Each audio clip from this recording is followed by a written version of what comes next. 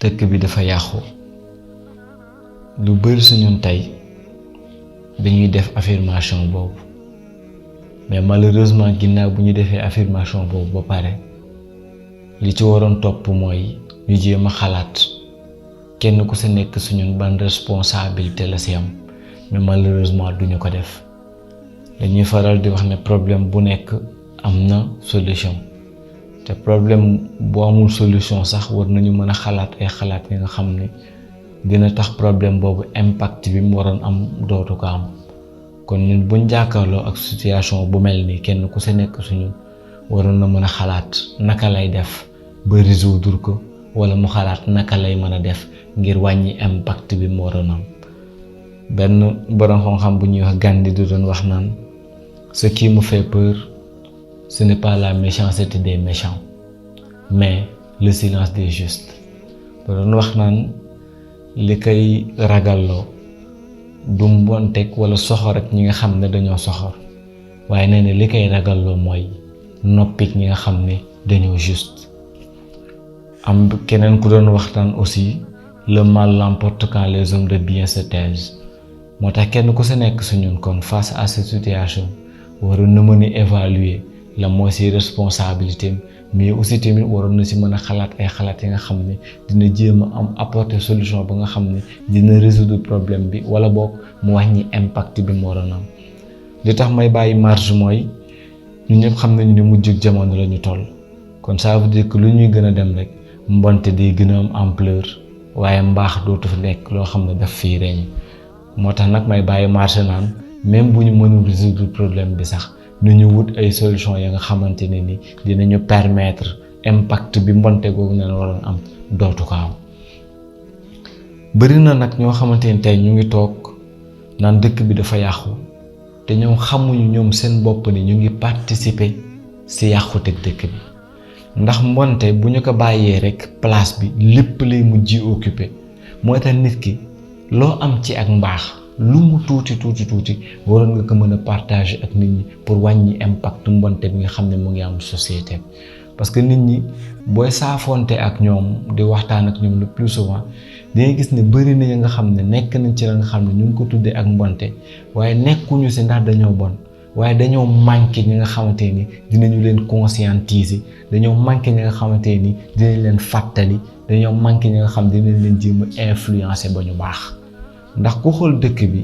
xool ni muy fonctionne da ngay gis ne surtout si réseaux sociaux yenn page yi boo fa duggee da ngay gis ne ak liñ fiy duggal yëpp ak mbonte kese lay doon maanaam am na ay page yi nga xam ne boo si duggee moo xam Instagram la wala Facebook wala TikTok yow boo fa duggoon doon évaluer tey Sénégal ñooy ñan da ngay yaakaar ne Sénégal defante ñaawteef kese moo fa am da ngay yaakaar ne Sénégal waxante lu bon rek moo fa am da ngay yaakaar ne Sénégal ay jaloux rek ñoo fa am da ngay yaakaar ne Sénégal waxante lu bon kese moo fa am da ngay yaakaar ne Sénégal jëf ju ñaaw kese moo fa am wala da ngay yaakaar ne Sénégal am fecc am xam fo kese moo fa am ndax loolu kese lañ fay partager amul benn instant bu ñuy jël ci seeni 1 million de followers yi ñoom di leen partager la nga xam ne njariñ lay doon ci ñoom léegi nag boo fekkee yow yaa ngi nekk ci benn atmosphère benn monde ba nga xamante ni chaque instant lu bon rek lañ lay jox da ngay dem ba da ngay yaakaar ne lu bon loolu mooy lu baax ndax mbonte day dem bu occuper place yëpp léegi mbaax nag duñ ko gis fenn te ñun ñëpp xam nañu ne mbir lu mu baax bu demee bu tumuraanke rek dañuy yaakaar ne loolu ab intrus lay doon maanaam bokkul société bi moo tax nga gis nag nit ñi dem ba yaakaar ne sax li bon mooy li normal parce que moom la ñuy gis fépp bu ñu yàggee nag di gis benn mbir ñu dem ba sax ñi waroon joxoñ loolu naan baaxul noppi si day mujjee mel na nga xamante ni dañuy yaakaar ne loolu moo normal te fekk te n'est pas le cas moo tax maanaam ñi nga xam ni yàlla dimbali na leen ñu baax ñoom ñu ngi participer waale si mbonte googu téyiguñ ko participation bi mooy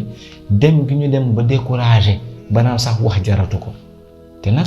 li ma wax sànq rek le mal l'emporte quand les hommes de bien se taisent moo tax nit ki ak lu mu mënti demee société bi lu ñu mën a yëngu lu ñu mën a égaré wu yow la war muy sa devoir di fàttali na nga ko def peut-être dina am benn maay bu mu touché rek loolu baax na même bu fekkee benn audience la ba nga xamante ni benn nit mooy déglu comme ni ko Chérif Mansour di waxee baax na amaana defar nga benn nit mais li bon nag mooy ñi nga xam ne dañoo yor ak mbaax ñu dem bu ñu ñëpp ñu mujjee noppi dañuy gën a faciliter mbonte googu noonu ngir mu occuper place bi. moo tax ñun face à cette situation ñu jéem ut ay solutions yi nga xam ne dina wàññi impact bi mooy li mu wax sànq rek ku ci am lu baax partage ko kenn ku sa nekk si ñun tey am nga audience bi mooy yaa ngi ak sa muru Facebook. yaa ngi ak sa story Facebook wala Instagram wala TikTok yaa ngi ak sa story aussi tamit WhatsApp et tout ça yooyu yëpp ay canaux la yi nga xamante ni mën nga fa dugal lu baax moo xam aaya alxuraan lay doon moo xam xadis lay doon moo xam waxtaanu diine lay doon moo xam ay speech lay doon yi nga xamante ni dina dimbali nit ñi ci wàllu motivation wala seen wàllu liggéey seen domaine professionnel et tout ça nga koy def. parce que partage bi nga partage noonu da nga koy xeeb rek ni bëri na lu muy defar société bi mais malheureusement ñun tey boo xoolee dañu mel ni comme ñi page yi ma doon wax sànq ci réseaux sociaux yi ñun suñuy statut le plus souvent luy distraire nit ñi rek lañ fiy dugal ba nga xamante ni njariñ li bëriwul moo tax nag ñun face à cette situation kenn ku si nekk suñu mën na taxaw temm ne man dootuma partager la nga xamante ni day yàq société bi. moo tax ma naan loolu dafa bokk ci responsabilité yi maanaam bu ñu naan dëkk bi dafa yàqu mais kenn ku si nekk suñu na poser boppam la question de savoir est-ce que moom musul partager la nga xam ne contribuer na si yàqu teg nit ñi maanaam tey Sénégal atmosphère bi dafa négatif maanaam ku tey boo ñuy déglu da ngay yaakaar ne comme li mu wax sànq rek ay noon a fi am ñu bañante rek ñoo fi am ñu yéenante safaan rek moo fi am te fekk tel n'est pas le cas. am na ñi nga xam ne ñu ngi fi nekk dëgg-dëgg jullit comme ni ko Yonent alayhi salaam waxee woon dëgg-dëgg jullit day bëggal mbokkam jullitam li mu bëggal boppam am na ñi nga xamante ni wallaahi al-aziim ñu ngi fi nekk dëgg-dëgg jullit am ay xol yu sell yéene ñëpp jàmm di wax jàmm et tout ça mais ñun tey à nous voir on dirait que Sénégal ay noon kese ñoo fi am quoi ay xale yu ndaw sax da nga leen di gis ñuy statut naan samay noon nangam ak nangam yow kan mooy sa noon kan moo lay jéem a fexe et tout ça maanaam dañu dem bu ñu ñëpp dañu négatif quoi. di accorder importance loo xamante ni amul njëriñ quoi te loolu sax entre parenthèses ak dem tax benn sujet la ba nga xamante ni laaj na ñun ñëpp aussi itam ñu taxaw si def si ay réflexion quoi mais ça veut dire que ak mbonte rek amul ci réew mi quoi mais malheureusement ñi nga xam ne ñoom la yàlla dimbali ñu yor benn mbaax bi ñoo dem ba découragé ci di communiquer te nag lu baax kenn du ci tayal dafa am loo xam ne dafa reetaangu sama benn kilifa la loolu la fa ma doon tooñee. aussi dafa ñëw ne ma dimbali ñu rek ba sa waaraate yooyu na bu ñu fekkee Instagram maanaam foofu nekkuñu fa pour déglu ay waaraate quoi mu lay wan ne ko nit ñi dem nañu ba yenn canaux yi dañ yaakaar ne foofu bu ñu fa xësee dem lu bon kese moo fa war a am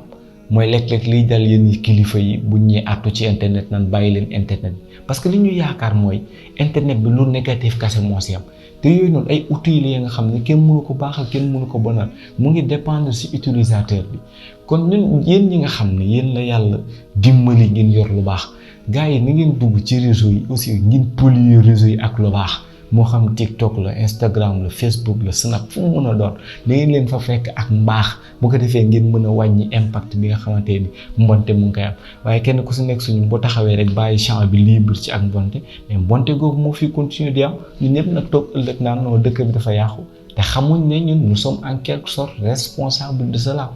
kon kenn ku si nekk suñu ne jëlee responsabilité jéem a xeex mbonte googu noonu ngir mu taxaw.